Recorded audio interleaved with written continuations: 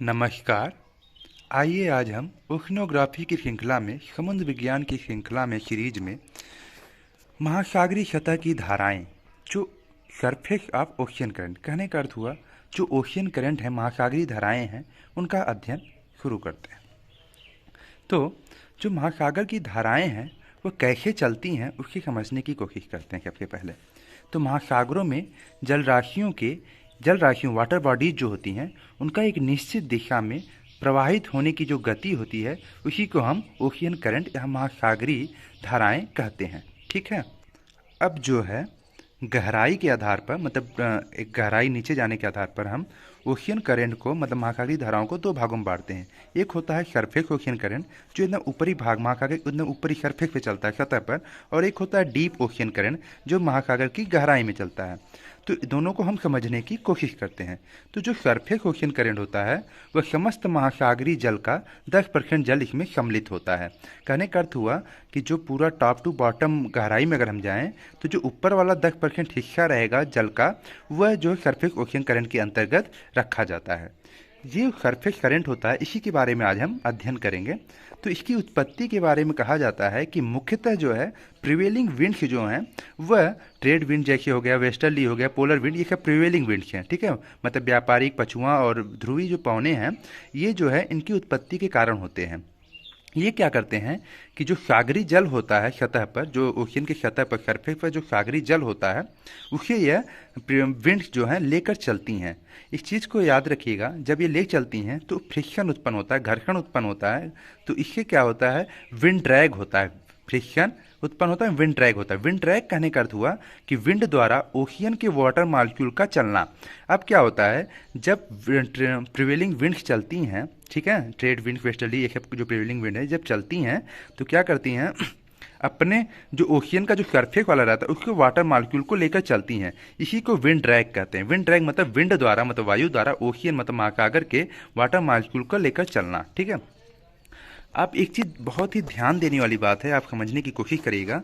ये जो wind energy है, जो ट्रेड विंड जब चलती हैं तो इनकी जो एनर्जी होती है वह उसका जो है केवल 2 से 4%, विंड जो ट्रेड विंड चल रही हैं, प्रिवेलिंग विंड जो चल रही हैं उनका 2 से 4% भाग ही फ्रिक्शन द्वारा घर्षण द्वारा सरफेस ओशियन पर स्थानांतरित हो पाता है। कहने का अर्थ ये हुआ, मान लीजिए कि विंड जो प्रिवेलिंग विंड्स हैं, ट्रेड विंड, वेस्टर्ली, ये 100 किलोमीटर प्रति घंटे की स्पीड से चल रही हैं। ठीक है। अब क्या होता है, जो स्पीड से वो चल रही हैं, जो अपनी स्पीड से वो चल रही हैं प्रिवेलिंग विंड्स, लेकिन जो ओशियन का वाटर मॉलिक्यूल्स है वह जो है 100 किलोमीटर प्रति घंटे नहीं ले जा पाएंगी। तब क्या होता है, 2 से 4% हिस्सा ही, 2 से 4% भागी, कहने का अर्थ हुआ 100 किलोमीटर प्रति घंटे चल रही हैं, लेकिन जो ओशियन का सरफेस वाटर मॉलिक्यूल्स है उसे ले जाने में ये 2 से 4% ही, 2 से 4 किलोमीटर प्रति घंटे की स्पीड से ही ले जा पाती हैं। ठीक है। जल की जो स्पीड रहेगी ओशियन वाटर की। तो यही बात है कि विंड एनर्जी का केवल 2 से 4% ही फ्रिक्शन द्वारा सरफेस ओशियन पर स्थानांतरित हो पाता है, इसलिए इसे विंड ड्राइवन ओशियन करंट कहते हैं। इसे आप यहाँ से समझ सकते हैं कि इन धाराओं की जो वायु चालित महासागरीय धारा विंड ड्राइवन ओशियन करंट कहते हैं। कारण ये है कि 2% पवन ऊर्जा का, जो विंड एनर्जी का, महासागरीय सतह पर स्थानांतरित हो पाता है, परंतु यह स्वल्प ऊर्जा ही महासागरीय धाराओं को महासागरीय जल के 10% आयतन वॉल्यूम के परिवहन में समर्थ बना देता है। 2 से 4% जो रहता है वह महासागरीय सतह के 10% आयतन को वह ले जा पाता है। ठीक है। ये बात हुई। तो सरफेस ओशियन करंट समस्त महासागरीय जल का 10% जल सम्मिलित इसमें होता है। अब आगे बढ़ते हैं डीप ओशियन करंट, जो गहराई के आधार पर बांटा गया है। तो सबसे पहले था सरफेस ओशियन करंट, फिर दूसरा है डीप ओशियन करंट। इसे हम थर्मोक्लाइन करंट भी कहते हैं। तो इसे हम समझने की कोशिश करते हैं। डीप ओशियन करंट में क्या होता है कि 90% जल सम्मिलित होता है। सरफेस ओशियन में 10% जल ऊपरी सतह पे था और डीप ओशियन में 10%, उसके नीचे जब जाएंगे तो 90% जल इसमें सम्मिलित होगा। अब ये क्या होता है, ये कहाँ पाया जाता है, ये जो है इसका जो लेयर है ये पाइक्नोक्लाइन लेयर, या फिर कहते हैं कि 1000 मीटर के नीचे की गहराई में ही डीप ओशियन करंट आपको मिलेंगे। समुद्र की गहराई में 1000 मीटर के नीचे जब जाएंगे तो इसमें डीप ओशियन करंट मिलेंगे। ये पाइक्नोक्लाइन लेयर जो डेंसिटी वाला लेयर होता है 300 से 1000 मीटर, उसके नीचे ये पाया जाता है डीप ओशियन करंट। और ये 90% जल को सम्मिलित करता है। अब डीप ओशियन करंट की उत्पत्ति का जो रीजन है वह क्या बताया जाता है कि डेंसिटी वेरिएशन है, मतलब घनत्व में भिन्नता है। अब गहराई में तो आपको ओशियन ऊपर के ट्रेड विंड थोड़ा प्रभाव डालेंगी, गहराई में डेंसिटी वेरिएशन की स्थिति आ जाती है, मतलब घनत्व में भिन्नता, मतलब हाई डेंसिटी के वाटर मॉलिक्यूल जो है लो डेंसिटी की तरफ जाएगा। ठीक है, एक चीज़ चूँकि कारण ये होता है कि आप ये भी जानते रहिएगा, ओशियन जो डेंसिटी होती है, जो महासागरीय घनत्व होता है, वह टेम्परेचर एंड सैलिनिटी का प्रतिफल होता है, मतलब टेम्परेचर और सैलिनिटी जो है इस पर प्रभाव डालती है। इस वजह से इसे थर्मोहेलाइन करंट भी कहते हैं। तो डीप ओशियन करंट को थर्मोहेलाइन करंट भी कहते हैं। ठीक है, अब जो है कुछ पॉइंट हैं उनको हम समझने की कोशिश करते हैं। तो सबसे पहले हम देखेंगे ड्रिफ्ट। ड्रिफ्ट मतलब प्रवाह, और फिर आता है करंट, फिर स्ट्रीम। जो ओशियन करंट चलते हैं, जो ओशियन सरफेस पे चलते हैं, उन पे जो ड्रिफ्ट होता है, करंट होता है, स्ट्रीम, ये सब नामें कैसे होती हैं। देखिए, ड्रिफ्ट नॉर्थ अटलांटिक ड्रिफ्ट कहा जाता है, साउथ अटलांटिक ड्रिफ्ट कहा जाता है। तो ये कैसे होती हैं, तो कारण ये जो तीनों कॉन्सेप्ट हैं, ड्रिफ्ट, करंट एंड स्ट्रीम, ये तीनों जो हैं आपके महासागरों की जो गति है और उनका जो डायरेक्शन है उसके आधार पर बांटा गया है। इस चीज़ को जानते रहेगा, ड्रिफ्ट, करंट और स्ट्रीम तीनों जो है प्रिवेलिंग विंड से प्रेरित होकर चलती हैं। जब प्रिवेलिंग विंड की जो गति रहती है और प्रवाह दिशा जो रहती है वह अगर निश्चित नहीं रहती है तो उसे ड्रिफ्ट कहते हैं। देखिए, नॉर्थ अटलांटिक ड्रिफ्ट, ठीक, या साउथ अटलांटिक ड्रिफ्ट। अब क्या होता है, करंट जो होता है वह करंट की जो गति होती है वो ड्रिफ्ट से अधिक होती है। इस चीज़ को जानते रहेगा, करंट की जो गति रहती है वो ड्रिफ्ट से अधिक करंट की गति रहती है। ये जो है निश्चित सीमा तथा दिशा की ओर तीव्र गति से चलती है। तो ये जो करंट है, देखिए ओशियन करंट जितने भी हैं वो करंट इसलिए कहे जाते हैं क्योंकि इनकी जो गति रहती है वो ड्रिफ्ट से अधिक रहती है और निश्चित सीमा और दिशा की ओर चलती है। वहीं स्ट्रीम की जब बात आती है, ये विशाल धारा, देखें प्रवाह धारा फिर विशाल धारा, ये बढ़ता जा रहा है। ये भी प्रिवेलिंग विंड से ही चलती हैं, लेकिन इनकी जो गति होती है वो ड्रिफ्ट एंड करंट से अधिक होती है, मतलब ड्रिफ्ट और करंट दोनों से अधिक स्ट्रीम की गति चलती है। एग्जाम्पल के लिए गल्फ स्ट्रीम, ठीक है, खाड़ी धारा जिसे कहते हैं। अब आते हैं ओशियन गायर, क्या कहते हैं कि महासागरीय चक्र या भंवर। ठीक है, तो ये जो होता है ये किसका प्रश्न पूछा था ओशियन गायर, किसका परिणाम है, तो ये prevailing wind and Coriolis effect का परिणाम है। प्रिवेलिंग विंड जो ट्रेड विंड, वेस्टर्ली विंड चलती हैं, इनकी ये बनता है। ये एक बंद संचरण होता है, मतलब क्लोज सर्कुलेशन के टाइप बनता है। ये देखिए आपको ऐसे टोटल जो है 5 हम बता देते हैं। देखिए मैंने यहाँ बनाने की कोशिश किया है, ये अटलांटिक ओशियन है। ठीक है, अटलांटिक ओशियन का जो उत्तरी वाला भाग है वहाँ पे गायर कैसे बन रहा है, ये नीचे की तरफ नॉर्थ इक्वेटोरियल करंट चल रहा है, फिर वह गल्फ स्ट्रीम में जा रहा है, गल्फ स्ट्रीम से फिर नॉर्थ अटलांटिक ड्रिफ्ट के रूप में बदल रहा है, फिर कैनारी के रूप में ये बदल रहा है। एक गायर का निर्माण कर रहा है, एक सर्कुलेशन गायर का निर्माण कर रहा है। तो ऐसे करके उत्तरी नॉर्थ अटलांटिक में एक गायर, दक्षिणी में दूसरा, इसे आप ऐसे और अच्छे समझ पाएंगे। देखिए ये बहुत अच्छा है, आप समझ में आएगा आपको।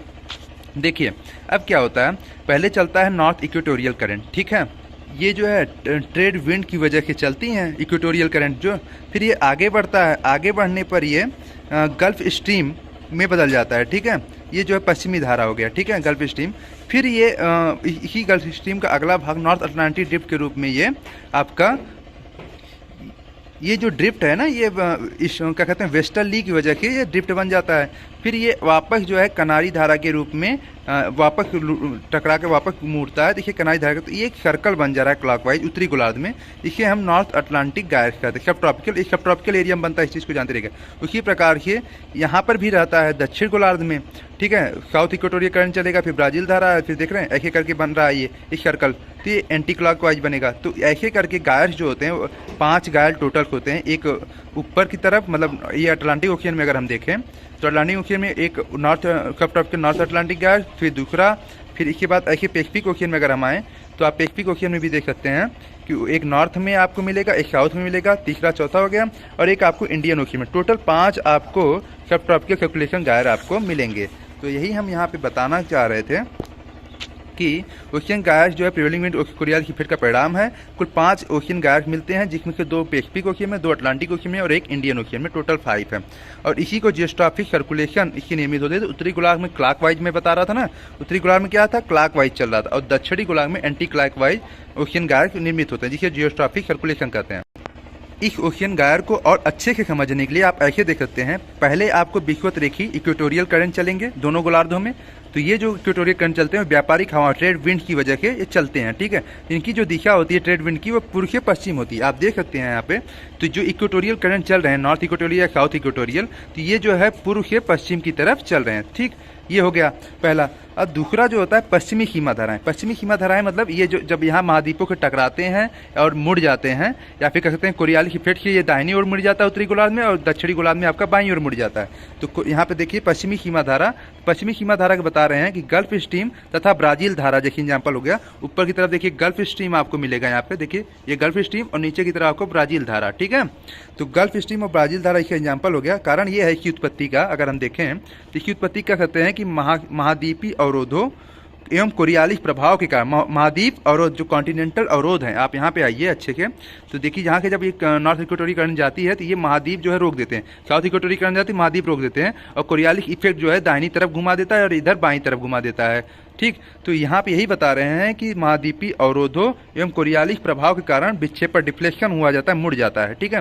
तो पहला हो गया विषुवत-रेखीय धारा, दूसरा हो गया पश्चिमी सीमा धारा, और तीसरा जो है पूर्व की ओर प्रवाहित होने वाली धाराएं जिसे वेस्टर्ली कहते हैं, जो कि पश्चिम से पूर्व की तरह चलती है, पछुआ हवाएं। अब ये क्या होता है, उत्तरी गोलार्ध में दक्षिण पश्चिम की उत्तर पूर्व की दिशा में प्रभावित होती है, और इसकी लगभग पूर्वी दिशा जो है कोरियालिस प्रभाव के कारण होती है। अब इसे आप ऐसे समझिए। अब क्या होता है, यहाँ पे ट्रेड विंड चल रहा था तो इक्वेटोरियल करंट पे आपका पूर्व से पश्चिम चल रही थी, ठीक है।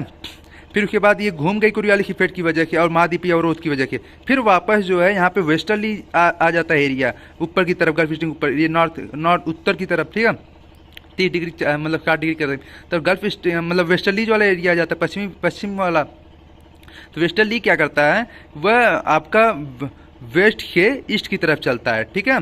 तो वेस्ट के ईस्ट मतलब पश्चिम से पूर्व की तरफ चलता है, तो वेस्टर्ली प्रभाव डालता है। तो यहीं पे कह रहे हैं कि पूर्व की ओर प्रवाहित होने वाली धाराएं मतलब पश्चिम से पूर्व की तरफ ये हवाएं चलने लगती हैं, और इसका ये भी रीजन है। आगे कहते हैं कि पूर्व दिशा जो है कोरियालिस प्रभाव के कारण भी होती है, ठीक है। अब ये पूर्व दिशा जो है इधर कोरियालिस इफेक्ट के द्वारा भी घूमी जाती है, ठीक है। फिर ये अब ये उत्तरी गोलार्ध में आप जानते हैं ये दिशा अपनी दाहिनी ओर मुड़ जाएगी, ठीक। तो वही आप चौथा अगर हम देखें जिसे कहते हैं पूर्वी सीमा धाराएं, ये क्या होता है, महासागरीय बेसिन की पूर्वी सीमा, महासागरीय बेसिन की पूर्वी सीमा की सारे प्रभावित होती हैं और ठंडी धाराएं होती। अब ये यहाँ पे फिर घूम जाती हैं और ये ठंडी धाराएं हो जाती हैं महासागर की पूर्वी सीमा, ठीक। ये पूर्वी सीमा धाराएं हो गई। तो इनसे एक चक्र बन जाता है, और यही चक्र जो है, इस चीज़ को याद रखिएगा, नॉर्थ अटलांटिक में ये शांत एरिया बन जाता है। इसी को सार्गेसो सी भी कहते हैं, अभी सार्गेसो सी पढ़ेंगे। आइए सार्गेसो सी ही देख लेते हैं पहले। तो सार्गेसो सी कहने के बाद नॉर्थ अटलांटिक ओशियन में चारों तरफ से सागरी धाराओं से घिरे बंद सागरी भाग गायर्स जो होते हैं वो एकदम शांत होते हैं, और गतिहीन जल होता है। वहाँ का जो जल रहता है वो गतिहीन रहता है, मतलब डायनेमिक नहीं रहता है वो, मतलब इस क्या कहते हैं, मतलब हमेशा चलता नहीं रहता बल्कि शांत रहता है, जिसमें जो है सार्गैसम प्लांट पाया जाता है, ग्रास होता है सार्गैसम, वही पौधा होता है, वो फैलता है, ठीक है, फैली रहती है, जिसकी वजह से वो सार्गेसो सी कहलाती है। इस चीज़ को याद रखिएगा, सार्गेसो सागर के जल में अटलांटिक ओशियन की अधिकतम सैलिनिटी पाई जाती है, 37 पीपीटी पाई जाती है। कारण इसका बताया गया है कि यहाँ पे क्यों इतना ज़्यादा सैलिनिटी पाई जाती है, तो इसका high temperature and high evaporation पाया जाता है। इसलिए टेम्परेचर अधिक रहेगा तो इवापोरेशन भी अधिक होगा, लेकिन वर्षा कम हो जाती है, इसलिए सार्गेसो सी पे आपको हाई सैलिनिटी मिलती है। अब ये सार्गेसो सी है, देख रहे हैं ना आप, तो ये शांत जल रहता है ये ओशियन गायर, ठीक है। तो सार्गेसो सी हमेशा याद रखिएगा, सार्गेसो सी कहाँ पाया जाता है, उत्तरी नॉर्थ अटलांटिक ओशियन में, ठीक है, नॉर्थ अटलांटिक ओशियन में। नॉर्थ अटलांटिक ओशियन में चारों तरफ से सागरी धाराओं से घिरे बंद सागरी भाग को सार्गेसो की कहते हैं, उसमें एक सार्गेसम प्लांट पाया जाता है, इसलिए सार्गेसो की कहते हैं। अब आते हैं आगे एकमैन स्पायरल को समझते हैं। एकमैन स्पायरल एक फिजिसिस्ट थे, मतलब एक भौतिक शास्त्री थे, व्यक्ति थे। उन्होंने क्या बताया कि कोरियालिस इफेक्ट द्वारा, जानते हैं, द्वारा ये जनित होता है एकमैन स्पायरल, जिसमें प्रिवेलिंग विंड के डायरेक्शन से, इसमें जो है प्रिवेलिंग विंड के डायरेक्शन से 45 डिग्री एंगल पर दाहिनी ओर मुड़कर उत्तरी गोलार्ध में सतह पर जल का संचलन होता है, और बढ़ती गहराई के साथ एंगल में वृद्धि होती है, वह जल संचलन की गति रहती है। अब इसे आप ऐसे समझिएगा, समझिए जो प्रिवेलिंग विंड्स होती हैं, जो ट्रेड विंड्स जाती हैं, वो जितनी भी विंड्स रहती हैं वो जब चलती हैं तो वह कोरियालिस इफेक्ट से 45 डिग्री ऊपरी सतह पर, ओशियन सरफेस की ऊपरी सतह पर 45 डिग्री मुड़कर वाटर मॉलिक्यूल को ले जाती हैं। बात यहाँ पे ये आती है, जब विंड डायरेक्शन जिस तरफ चलती है, वाटर मालिक्यूल जो है उसी डायरेक्शन पे नहीं चलते। देखिए ट्रेड विंड ऐसे चल रही है, लेकिन वाटर मालिक्यूल ऐसे नहीं जाएगा, वह 45 डिग्री मुड़ जाता है कोरियालिस इफेक्ट की वजह से, ठीक है। 45 डिग्री ओशियन सरफेस के 45 डिग्री पर मुड़ जाता है, और इसके नीचे जो है मतलब लेयर बाई अगर हम नीचे जाएं, ए लेयर से बी लेयर पे जाएं, तो 45 फिर 45 90 डिग्री पे आ जाएगा, ठीक है। ऐसे ये कम होता जाता रहता है, ठीक है। ये गहराई पर जितने भी वाटर मॉलिक्यूल जाते हैं उसे हम नेट ट्रांसपोर्ट बल्क वाटर कहते हैं, ठीक है, टोटल को। ठीक, तो आते हैं इस पे, हम समझते हैं एक मैन स्पायरल क्या कहते थे कि कोरियालिस इफेक्ट द्वारा ये जनित होता है। मैंने बताया ना कि कोरियालिस इफेक्ट से विक्षेपित हो जाता है 45 डिग्री, जिसमें क्या होता है, प्रिवेलिंग विंड की जो डायरेक्शन है, जिस दिशा में प्रिवेलिंग विंड चल रही है, उसके 45 एंगल पर यह मुड़ जाता है। मान लीजिए विंड डायरेक्शन सीधे जा रहा है, तो उसके 45 एंगल पर यह मुड़ जाता है ओशियन सरफेस का जो वाटर मॉलिक्यूल को ले जाने वाला, ठीक है। मुड़कर उत्तरी गोलार्ध में स्थिति होती है। इस चीज को याद रखिएगा, 45 डिग्री उत्तरी गोलार्ध में दाहिनी ओर मुड़ता है, ठीक है, दाहिनी ओर, क्योंकि आप जानते हैं कोरियालिस इफेक्ट दाहिनी ओर घूमता है उधर।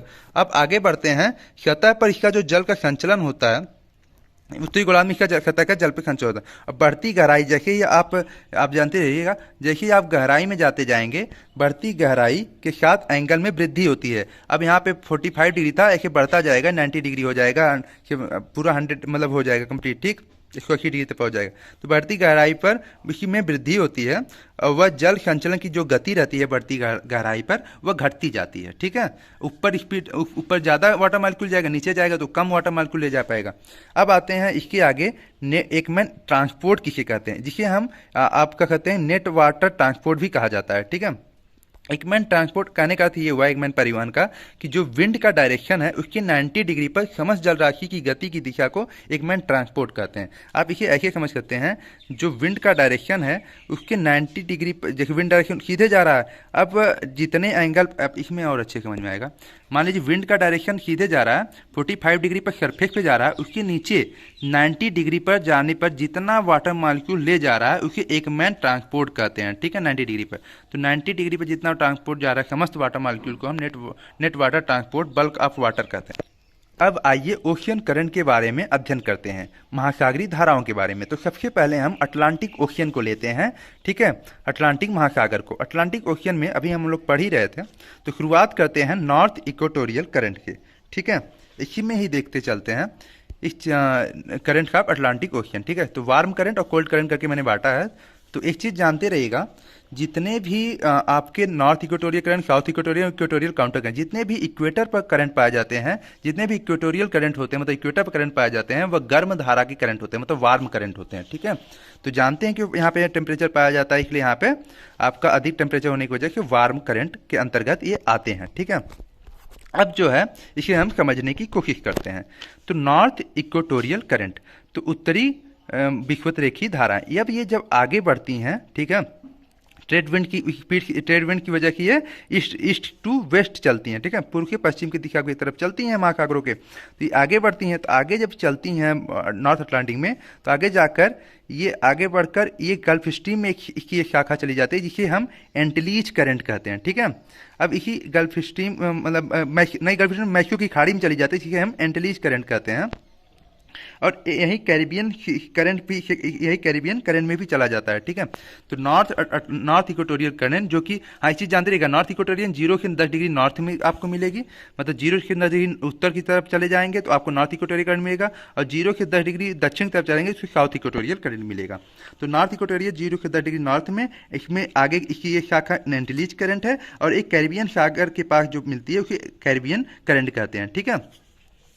अब आगे बढ़ते हैं, अब यही एक शाखा जाकर मतलब जब मैक्सिको में चली जाती है तो उसे एंटिलीज कहते हैं। अब यही एंटिलीज आगे बढ़ती है घूमकर, यहाँ पे फ्लोरिडा जलडमरू मध्य है, ठीक है, ये निकलती है, और आपका इसमें आप देखिए, जब ये नॉर्थ इक्वेटोरियल करंट चलती है आगे, तो इसमें ये मैक्सिको की खाड़ी इसमें जाती है, तो फ्लोरिडा करंट से लेकर ये आपकी एक हाँ फ्लोरिडा जलडमरू मध्य से लेकर हेंटरिक्स अंतरिक्ष, एक हेटरस जो है वो है द्वीप है, ठीक है। इसमें देखिए ये यहाँ की निकलती है, हेटरस द्वीप तक चलती है, मैक्सिको की खाड़ी से निकलती है तो आगे यहाँ तक जब चलती है फ्लोरिडा हेंट्रक्स द्वीप तक, इसे फ्लोरिडा धारा कहते हैं। और फ्लोरिडा धारा के लेके आपका जो ये न्यू फाउंडलैंड है वहाँ तक गल्फ स्ट्रीम कहलाती है, ठीक है। तो इसकी एक शाखा गल्फ स्ट्रीम के रूप में निकलती है।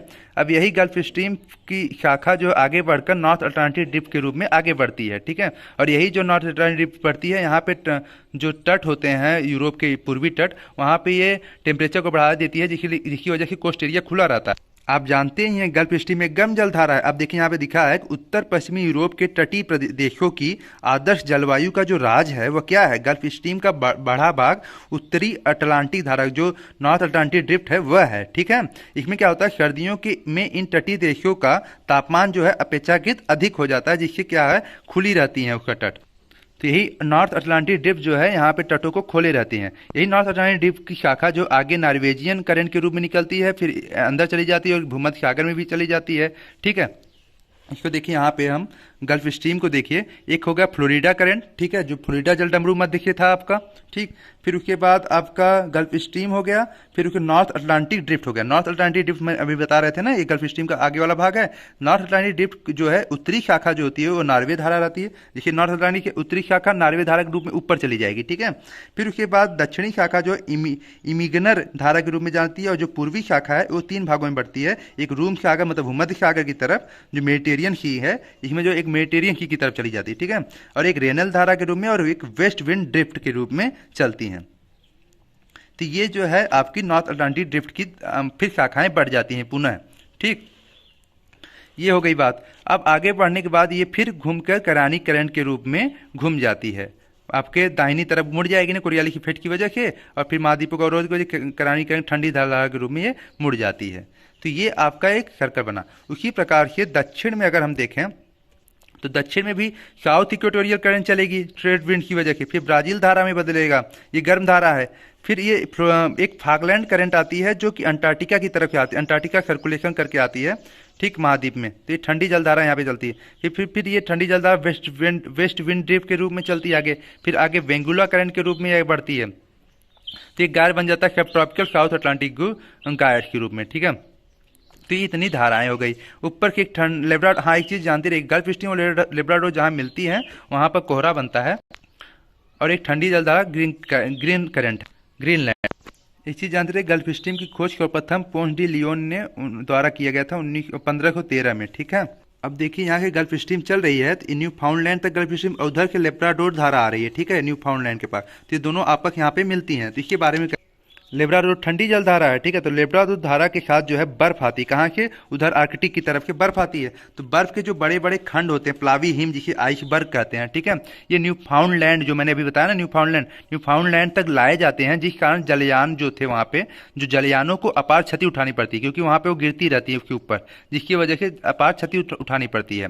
अब क्या होता है, लेब्राडोर तथा गल्फ स्ट्रीम के सम्मिलन जहाँ पे मिलते हैं, वहाँ पर न्यू फाउंडलैंड के पास वहाँ पे घना कोहरा पड़ता है, जो सागरी यातायात में बाधा उत्पन्न करता है। ध्यान दीजिएगा, जो लास्ट में वेस्ट विंड ड्रिफ्ट है, इसी को हम साउथ अटलांटिक ड्रिफ्ट कहते हैं।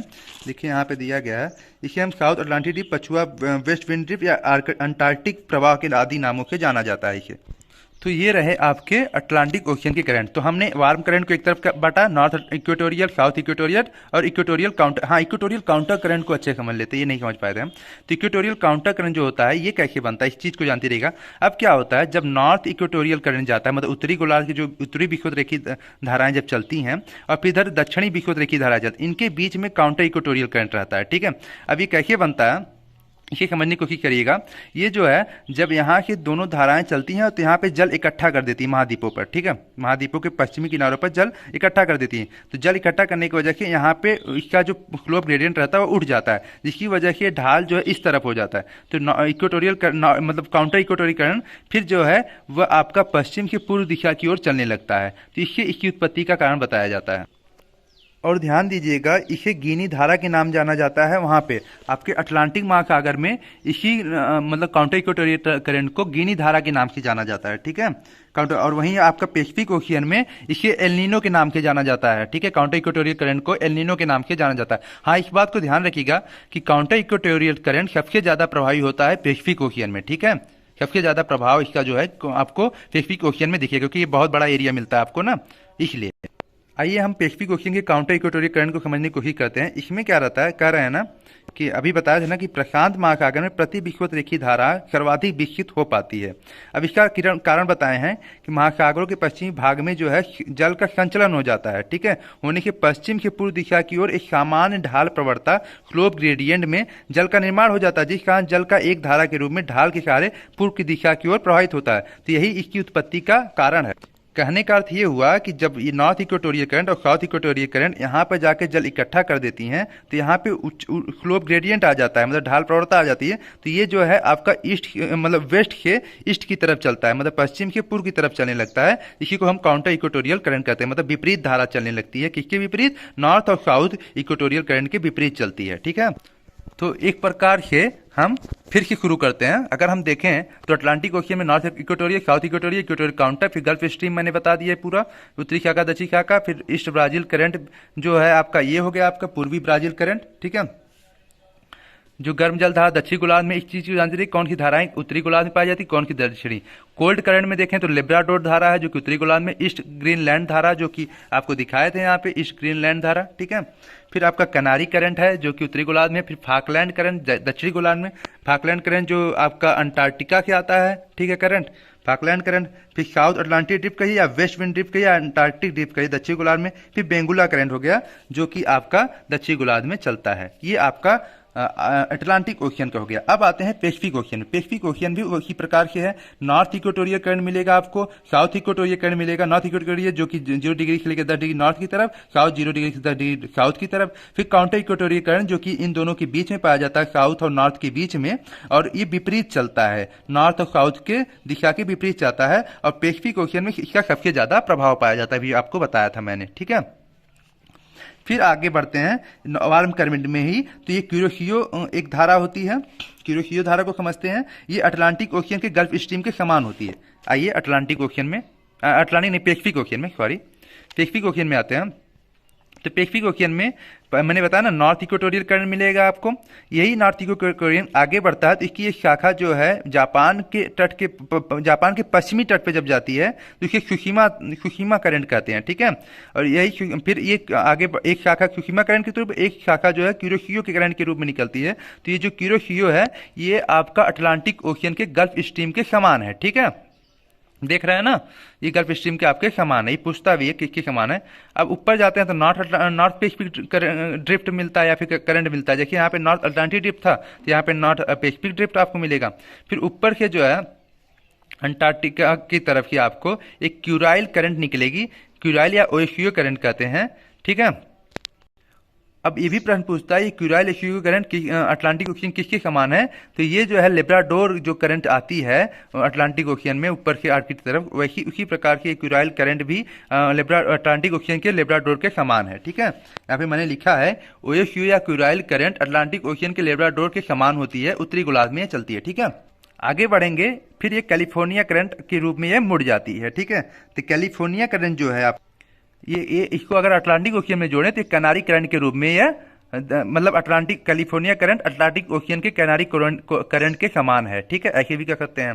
तो कुल मिलाकर मैं फिर से कहना चाहूंगा क्यूरोशियो करंट गल्फ स्ट्रीम के समान है, फिर क्यूराइल या ओएशियो करंट लेब्राडोर के समान है अटलांटिक ओशियन में, फिर कैलिफोर्निया करंट कैनारी करंट के समान है, भी कभी पूछता है तो इसलिए हम बता रहे हैं, ठीक है।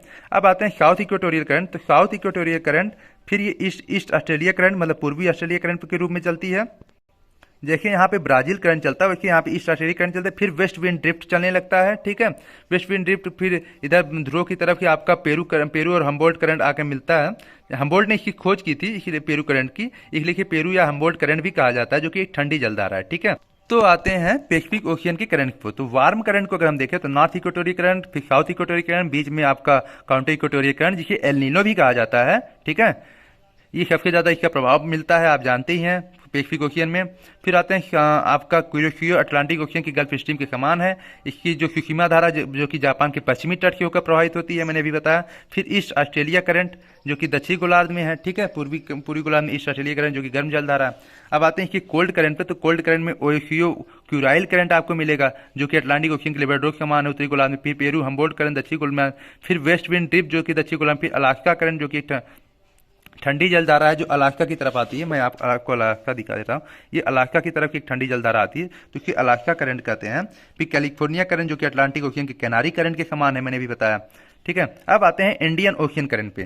तो इंडियन ओशियन करंट को भी अच्छे से समझने की कोशिश करते हैं। तो इसमें भी आपको एक चीज जानती है, इंडियन ओशियन में मानसून के हिसाब से इसमें जो करंट होती है वो चेंज होती रहती है। ठीक है, तो इसमें देखिए हम वार्म करंट को अगर हम देखें तो साउथ इक्वेटोरियल करंट जैसे था, फिर इक्वेटोरियल काउंटर करंट आप जान ही रहे हैं। ठीक है, अब आते हैं वगुलास और नॉर्थ ईस्ट मानसून और साउथ ईस्ट मानसून के बारे में। और फिर ठंडी धाराओं को अगर देखें, वेस्ट विंड ड्रिफ्ट आप जान ही रहे हैं, वेस्ट ऑस्ट्रेलियन करंट को भी हम बता दे रहे हैं। ठीक है, आगे आते हैं इंडियन ओशियन पे। तो ये आपका इंडियन महाद्वीप आपको दिख ही रहा है इस जगह।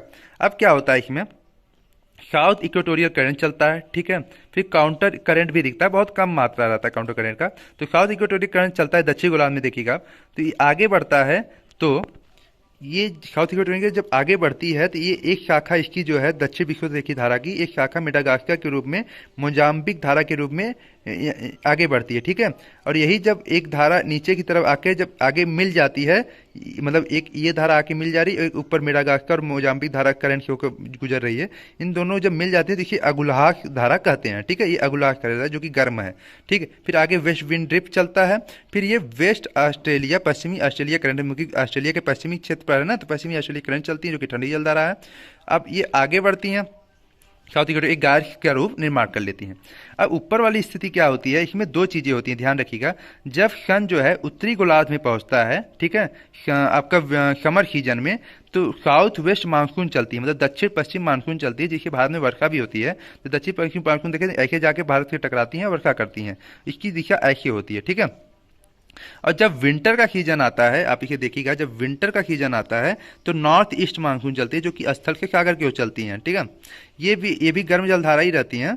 अब ये क्या रहता है, यहाँ लेकर आती हैं जो काला, यहाँ पे तमिलनाडु के जो क्षेत्रों पर बारिश करती हैं नॉर्थ ईस्ट मानसून, तो ये विंटर सीजन में आपको प्रभाव डालती हैं। तो यहाँ पे ये करंट जो है मानसून की वजह से चेंज हो जाती हैं। ठीक है, मैंने जितने भी इसमें करंट दर्शाए हैं वो आपके वार्म जो है रेड कलर के है और नीला कलर के आपका कोल्ड कलर है। ठीक है, तो यही बात इसमें थी। हम आपको बताना चाहेंगे कि नॉर्थ ईस्ट मानसून में जो है विंटर सीजन में ये घटना घटती है जब सूर्य जो है दक्षिणी गोलार्ध में चला जाता है। ठीक है, साउथ वेस्ट मानसून जो है दक्षिण पश्चिम मानसून जिसे कहते हैं, करंट कहते हैं, ये समर सीजन में चलता है जब सूर्य जो है उत्तरी गोलार्ध में चला जाता है। तो ये करंट की कहानी थी।